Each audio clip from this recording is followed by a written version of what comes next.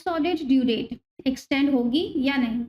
लगातार कंफ्यूजन बना हुआ है। सीबीडीटी की तरफ से कोई भी इंस्ट्रक्शन, कोई भी सर्कुलर नहीं है कि डेट को एक्सटेंड किया जाएगा या नहीं। पंजाब एंड हरियाणा कोर्ट में रिट पिटीशन लगी हुई है, सुनवाई हो चुकी है। हाई कोर्ट ने ऑर्डर भी पास कर दिए हैं। क्या कहा है हाई कोर्ट ने, जानेंगे इस वीडियो में।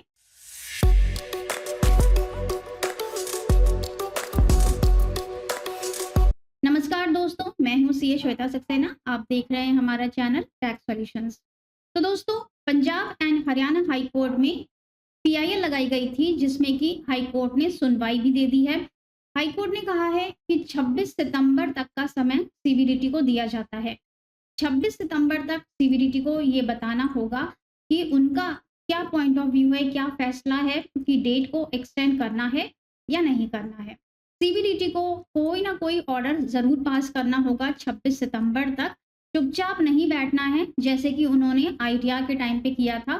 चुपचाप बैठे रहे थे आखिरी टाइम तक और फिर अचानक से उन्होंने आधी रात में एक दिन के लिए आईटीआर फाइलिंग की ड्यू डेट को बढ़ा दिया था।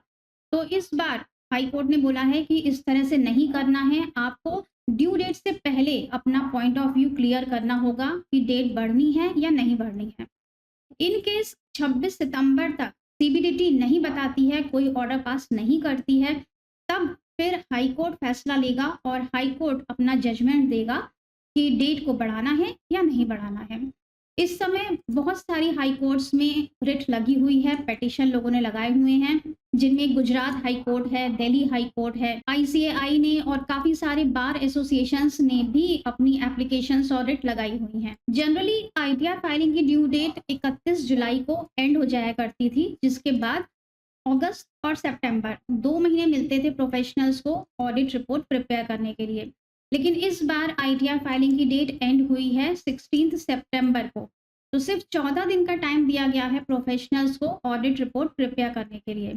उसके बाद भी कितने सारे नए इंस्ट्रक्शंस लागू कर दिए गए हैं और ये उम्मीद भी की जा रही है प्रोफेशनल से कि वो सही रिपोर्ट दें और क्वालिटी ऑफ वर्क को भी मेंटेन करें। आईटीआर फॉर्म्स जो कि 1 अप्रैल को इशू हो जाया करते थे, इस बार सीबीडीटी ने आईटीआर फॉर्म्स जुलाई के एंड में जाके रिलीज किए।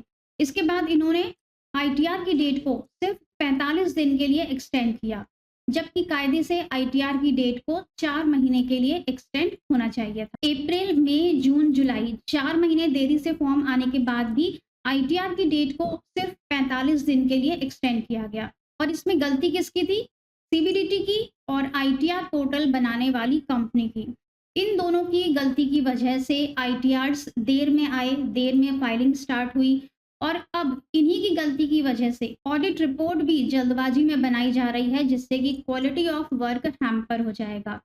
इसके बाद ये पेनल्टी लगा देंगे, स्क्रूटनी के ऑर्डर्स ला देंगे, प्रोफेशनल्स और जनरल पब्लिक को हैरेस करेंगे। अगर ड्यू डेट आपको बढ़ानी है तो समय से पब्लिक और प्रोफेशनल्स को इसका पता होना चाहिए, जिससे कि क्वालिटी ऑफ वर्क हैम्पर ना हो, प्रोफेशनल्स की हेल्थ पर कोई असर ना पड़े। टैक्स ऑडिट रिपोर्ट के लिए भी चारों तरफ हाहाकार मचा हुआ है, लेकिन सीबीडीटी एकदम शांत बैठी हुई है, पिन ड्रॉप साइलेंस, कोई आवाज नहीं है कि डेट एक्सटेंड होगी या नहीं। अगर लास्ट डेट में जाकर इन्होंने डेट को बढ़ाया तो फिर क्या फायदा होगा? तब तक तो सारी ऑडिट रिपोर्ट्स फाइल हो चुकी होंगी। इसी समय से रहते ये काम कर लेना बहुत जरूरी है। देखते हैं कि 26 सितंबर तक सीबीडीटी की तरफ से क्या रिस्पॉन्स आता है, उसके बाद हाई कोर्ट अपना फैसला सुनाएगा। आप लोगों से भी अपील है कि आप लोग भी ज़्यादा से ज़्यादा ट्विटर पर अपनी वॉइस रेज करें, सीबीडीटी से कहें कि डेट को एक्सटेंड किया जाए। सीबीडीटी की तरफ से क्या जवाब आता है, हमारे चैनल पर आपको लेटेस्ट न्यूज़ ऐसे ही मिलती रहेंगी।